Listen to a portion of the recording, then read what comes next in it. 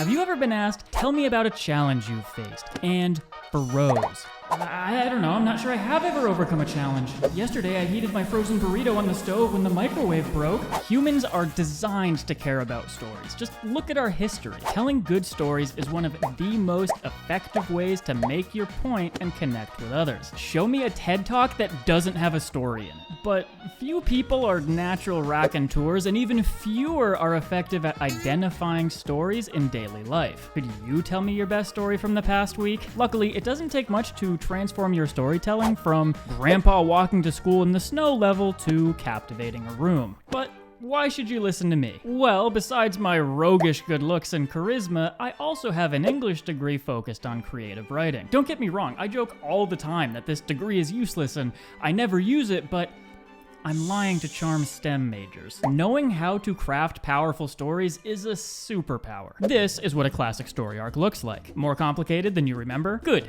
Our education system's still working as intended. Also, we're gonna ignore it. Here's what you need to remember. A good story has an introduction, climax, ending, and there needs to be stakes. That's it. Now, unlike what I discussed in this video, these tactics apply solely to real-life stories you'll use to win friends and influence people. Now, let's talk about the biggest misconception people have about stories. I have nothing interesting to talk about. The battle cry of the insecure storyteller clamored during interview prep or by shy friends at the bar. It's not that you have nothing interesting to talk about. It's that you fail to identify what's worth talking about. Except for you, Harry, you can keep your mouth shut.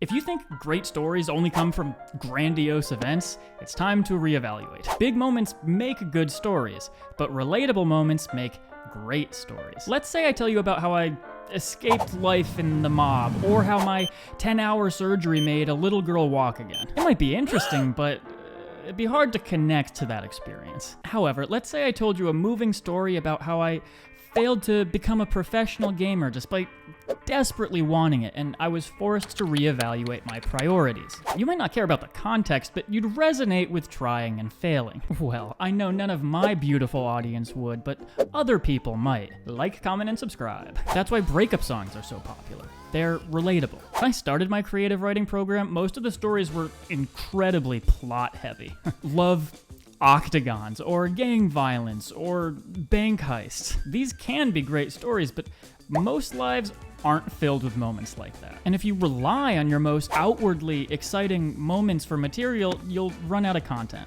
One of the most important exercises in that writing program was being forced to write a story about two people in a room. No one's having a heart attack, no one turns into a demon, just two people in a room. But it still has to follow the rules of a good story we discussed. Beginning, climax, end, and a challenge or stakes. Apply this exercise to your real-world content. Find the interesting moment from your trip to the grocery store. If you've really never had to overcome a challenge, you'd have no need of this video. What troubles have you faced down and beaten? What troubles have you lost to? What troubles are you currently struggling with? After you learn how to spot good story moments, it's time to put that story into the story format. I usually start my stories in medias res. This means... Wait, do you hear that? Fancy meeting you here. Your Highness, I didn't think... Indeed. Why start now? It's not what it looks like. Oh? Because it looks like you're encroaching on my domain, and the last foreigner who tried that was... Killed? Worse. Unsubscribed from Mimir. I know your middle school English teachers prepared you to pad your papers with unnecessary garbage, but you must pare down your language. Look at this sentence. Take a minute to see how much you can cut without losing its meaning.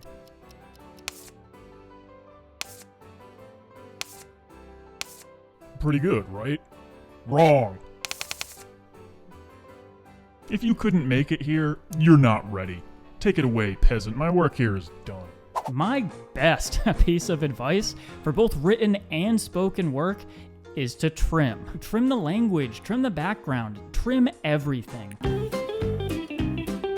If you can't tell someone the purpose of your story in 2 sentences, you might be trying to do too much. No one wants to hear you tell a 30-minute story that conveys 10 minutes of content. Now, let's get back to where to begin your story. In medias res means in the middle of things, and it's in Latin, so it's a good phrase to remember if you compete in pretension like I do. It's also a good way to make sure you don't sound like the family member who starts every vacation story with the Uber to the airport. Remember, we're going for simplicity. How many details can you remove while changing nothing? Think of your favorite TV show or movie. Breaking Bad doesn't start with Walter White's 4th birthday party, then continue for 10 seasons before we get to the pilot as we know it. It wouldn't be relevant for telling the story of the first episode. I'd be careful giving background unless it adds to the purpose of the story. How can you tell? Well, let's talk stakes. When I was in my junior year of high school, I was very popular. It was great because I could make friends in any class that I took, and we got to take 2 electives that year, and in the second one, something happened. I told a joke in the middle of class and everybody laughed. Reminded me how nice it is to be so well liked. What's wrong with that story? 1, I think it was my sophomore year.